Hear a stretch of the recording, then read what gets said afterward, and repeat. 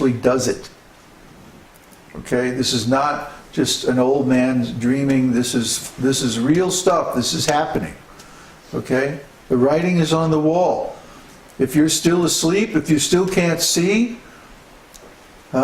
wake up. The whole civilization is going to collapse. By the end of this year, everybody is going to agree. The public at large, the mainstream media, everybody is going to agree that this is what's happening. By the end of this year, early next year, you'll see.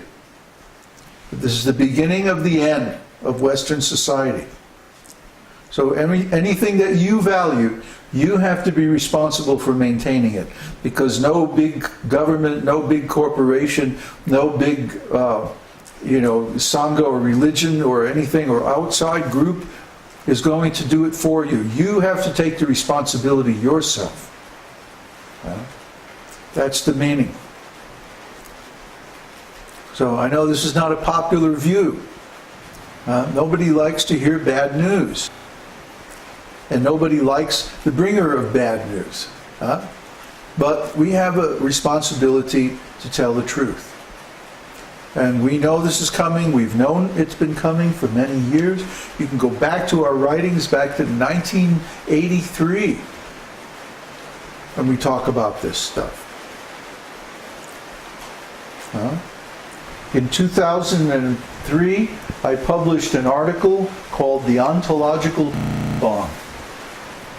We're going to, right now it's only on the old site, but soon it's going to be available on the new website as well.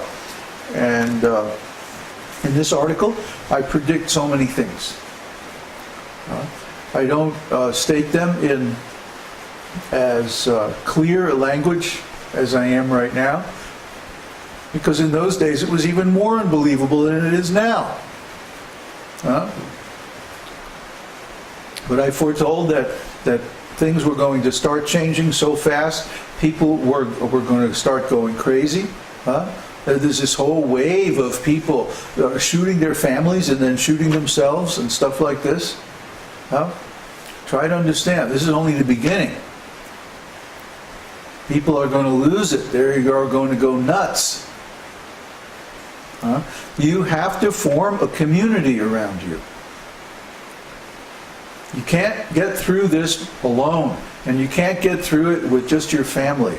You're going to have to form a community that has some stable spiritual values and some powerful spiritual practices that will get you through this with your sanity intact. Otherwise, you are going to be helpless, overwhelmed with the changes that are coming down. Please take this very seriously. Please do something about it, especially if you're a member of our community, our online community. Don't just sit back and wait for us to organize everything. You take the initiative and you do something to help yourself. Otherwise, don't blame us when all this stuff that we're talking about happens later on this year and early next year. It's going to get really, really scary, really bad. And it's going to happen so fast that nobody's going to be able to prepare for it unless you start now. You have to start now. Stockpiling food, tools, organizing, especially organizing, educating people and organizing them into communities, local communities that can raise your own food. You have to start doing this now. This year there's going to be a major crop failure. Food prices are going to go through the roof in the fall, and then it's going to get bad. So listen up. Pay attention. We're saying all these things for your benefit. So I know it's hard to hear. I know it's hard to understand. But we're plugged in. We're connected to the source. We know what's happening. We know why it's happening. We know the whole mechanism and everything that's going on. And little by little, in these darshans and classes, I'm going to reveal everything. Is that a shadow? No? Okay. So, now let's continue with the Nectar of Devotion. After this we'll have questions and discussion, so think up your questions. We're continuing chapter 17, Ecstatic Love.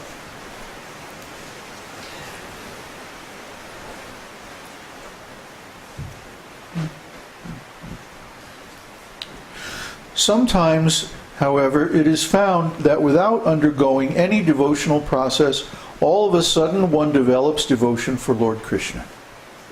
This sudden development of the devotional attitude in a person must be understood as a special mercy of Krishna or of his devotee. This apparently accidental development of ecstatic feelings through the causeless mercy of Krishna can be divided into three groups: simply by speaking, simply by glancing, and simply by good wishes. In the Naradiya Purana, there is a statement about developing of ecstatic love simply by speaking. Lord Krishna said to Narada, "O best of the Brahmanas, I wish that you may develop unalloyed devotional service to me, which is full of transcendental bliss and all auspiciousness." In other words, Krishna gave his mercy to Narada simply by speaking, simply by blessing him like that. There's another example of this in the life of Rupa Goswami, who wrote this book, Nectar of Devotion. Lord Sri Chaitanya Mahaprabhu instructed Rupa Goswami for 11 days continuously at Prayag, now known as Allahabad, in India. And after 11 days, Rupa Goswami was in a high state of spiritual bliss. But he was also overwhelmed with the amount of information, the teaching that Lord Chaitanya had given. Christian, please pay attention. Yeah, no. Sit and just pay attention. Just hear. Just hear very nicely. So, where was I? He begged Lord Chaitanya, "Please make all of this that you have taught me manifest in my heart and in my mind, so that I can write books about it." Sri Chaitanya Mahaprabhu wanted him to write down all these teachings. And he was feeling like, oh, how can I write all this stuff down? This is too much. So he begged the Lord, "You please bless me that I can realize all this." And so Lord Sri Chaitanya Mahaprabhu, who is Krishna himself, he said, "May all of these instructions awaken within your heart." And by this blessing, that's exactly what happened. Rupa Goswami realized all of these high instructions of devotional service.